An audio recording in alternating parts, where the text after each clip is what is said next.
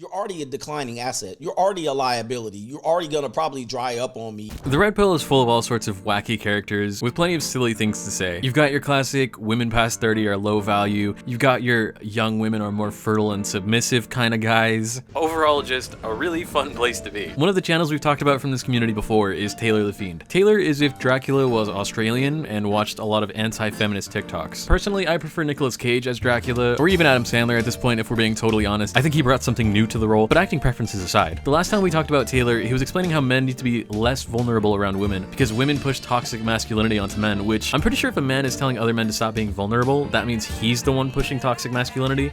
But anyways, let's see if Taylor's red-pilled rants have changed at all over the past years since we've talked about him. Although, I'm gonna take a wild guess and say they probably haven't. Out here in modern day society, you continually hear women on TikTok complain about their relationships.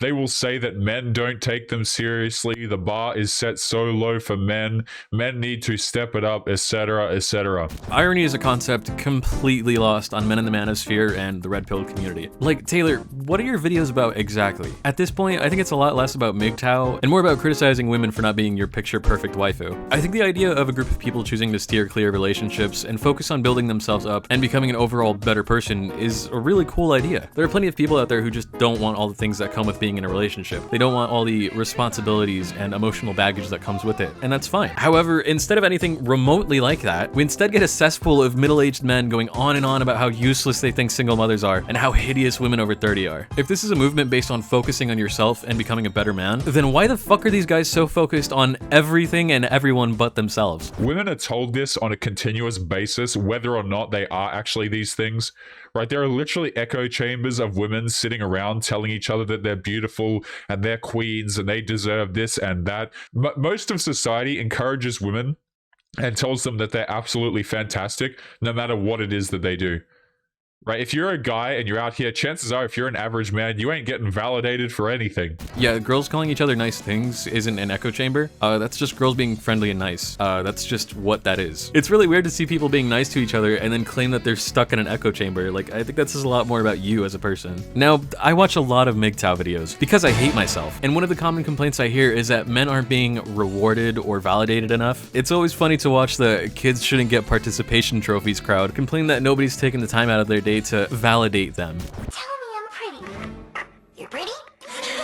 Say it again! Here's a thought. Have you done anything worth being validated over? This whole, I'm a nice guy, I don't cheat, I'm very polite, that thing is literally the bare minimum. The thing that makes people care even less is when you use this argument right before turning around to shame people in the body positivity movement, or talk about how women are validated too much. You can't be a nice guy and an edgy little shrimp. I'm sorry, that's just not how life works. Like, on average, guys, men validate women way too much, excuse me. And I would argue that we shouldn't be doing it at all. But, you know, these individuals are so driven by validation, guys, which is a really scary prospect if you consider putting them in a marriage, because they'll be swayed any which way from some random dude that's attractive that calls her pretty on the street, or at least that's what they say, you know, oh, he gave me some attention, so I had to ditch my marriage, right?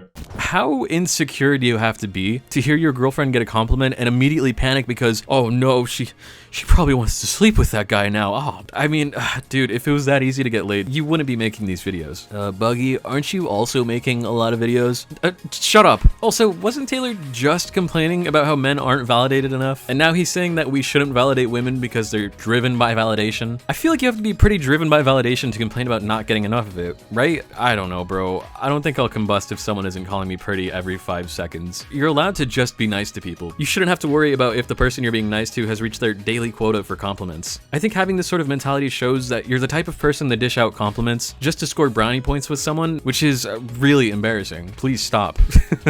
It's almost like when you get on TikTok and you say terrible things about men, it's almost as if men will come and say not all men, because it isn't. If you want to continue making awful comments, don't be surprised when people tell you they're awful or they make no sense. Right, this is my favorite part of doing these videos, right? Getting to show up and hold a mirror to these guys and watching them react to their own hypocrisy. This is why you're seeing so many big channels talk about how ridiculous the Red Pill is. Sure, there are channels in this community with a large following, but there's an even larger number of channels not just laughing at them, but explaining why consuming too much of this content can be, well, a red flag. Get it? For people like me who dig through these communities and all their content on YouTube, we're constantly seeing these guys make videos on like women hitting the wall, or having too high of a notch count, or rejecting a nice guy for Chad. You know, that same old tired bullshit. Like, these guys are saying the most outlandish shit and then get ballistic when someone comes along to talk about how weird you are. We keep hearing these guys say, not all women, before making huge generalizations along the lines of something like, guys, girls cheat so often, they're so ridiculous, and immediately follow it up with shit like this.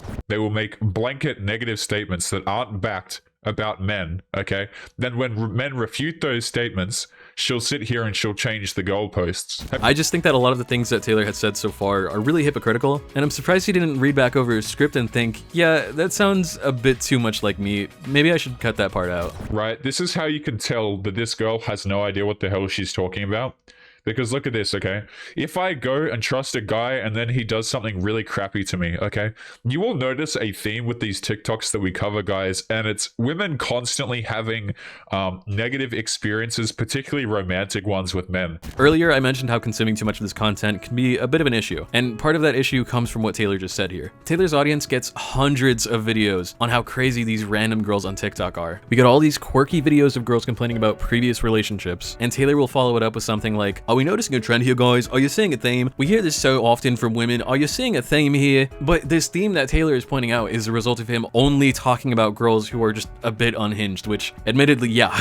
Most of the girls I've seen him reacting to on this channel are kind of out there. Like, I have to admit that much. But when you view life and women through this lens that Taylor is trying to give you, it's very easy to fall into this mindset that all girls are the same. And that mentality is instilled even further when you read through all of the comments agreeing with Taylor on how women are in fact manipulative gold diggers, or these crazy mass manipulators in general. It's kind of like an echo chamber. Personally, I think Taylor's videos would feel a lot more genuine if he talked about both sides equally. A lot of girls cheat, sure, but hey, a lot of men cheat as well. Shocker, right? But we don't hear about that type of guy unless he's talking about Chad. But I'm sure a lot of you are aware that even these cute, nerdy little nice guys are fully capable of being the biggest pieces of shit you've ever met in your life. Right?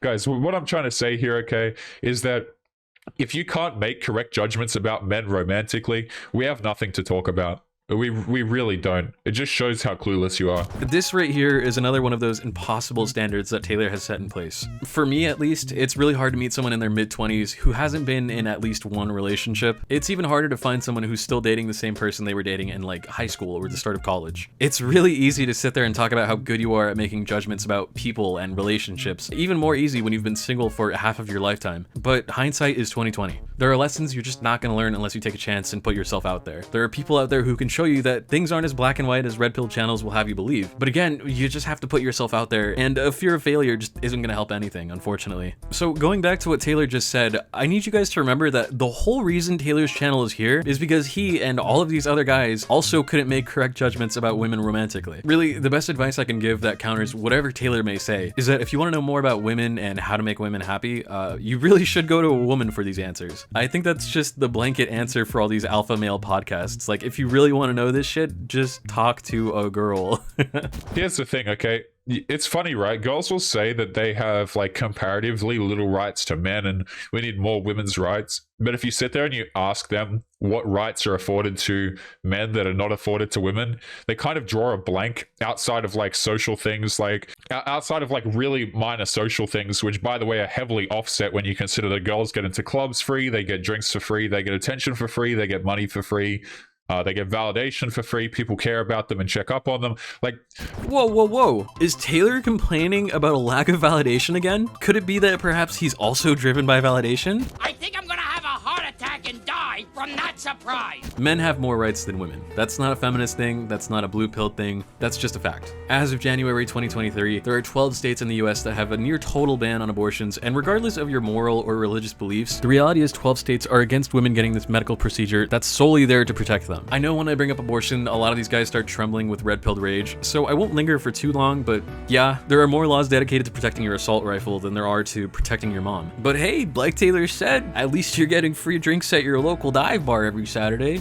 Like, they do not exist. We have dudes out here still paying for their wives from years ago while she's out here, you know, seeing some other dude in his previous house. Okay, and we want to talk here about women's... Shut up, bro. Shut up. Oh, hold on. Let's just go back real quick. If you can't make correct judgments about men romantically, we have nothing to talk about.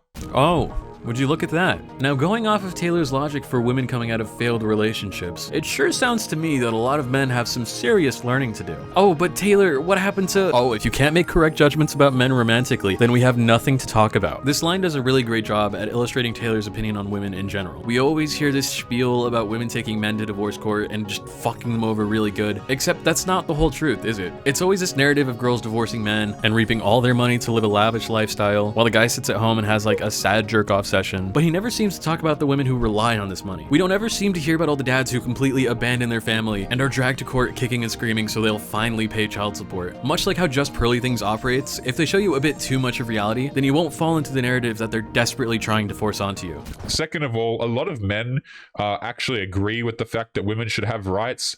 Right? How do you think we got to this point? Men giving you rights. What are you on about? Oh, god damn it. I have to talk about abortion again. Fuck. Do not go through my comment section this week because it's gonna get absolutely rancid after this. This idea that, oh, well, we're allowing you to have rights does a really good fucking job at showing that there are guys who acknowledge that they do in fact have more of a say in how things work than women do. But the patriarchy isn't real. You just said men are giving you rights. If you have to give me something, it means I didn't have it to begin with. It means that you have more power than me because you're allowed to give this to me. Taylor just showed us that the red-haired soy-facing SJW from 2012 might have fucking been onto something. All right, there's plenty of other stuff this guy has said that I want to talk about, but I'm gonna go ahead and save that for another day. Otherwise, this video is gonna stretch to like 40 minutes, and I don't think that's very wise. So let's just go ahead and call it a day.